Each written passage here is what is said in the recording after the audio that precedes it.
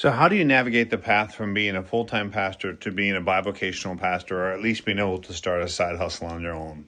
First of all, answer the question, do you need to make more money or do you need to live more frugally? That question will lead you into the next question. Secondly, if you decide you need to make more money, pray and ask God for wisdom. Should be obvious, but it's not always obvious for us pastors with thick heads like me. Consider whether it's really viable for you to have your wife go work or not. For me, I have 2 kids. I wanted her to be able to invest extra in our family, so I chose to make more money on the side. And then you need to be super practical. If you decide to pursue making more money, you need to be super practical. What do I mean by practical?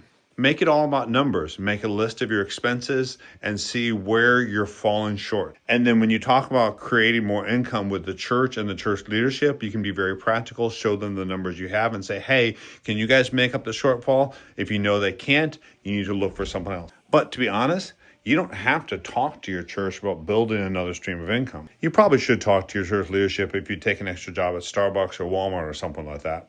But if you want to start building a phone repair shop, you can just do it on the side and see if it works for you. But if you're going to talk to your church, make it really practical. Tell them you've prayed about it. Tell them here's the shortfall and you know they can't pay you more, so this is what you're going to build on the side. And once you start building, commit to set limits and boundaries on what you're doing, on the time you're investing in the business and the time you're spending at the church. Be clear about the boundaries between the two. If you're prayerful and practical and talk with your church and they have a good mind as well, you should be able to get a side business started very quickly and be able to get something going.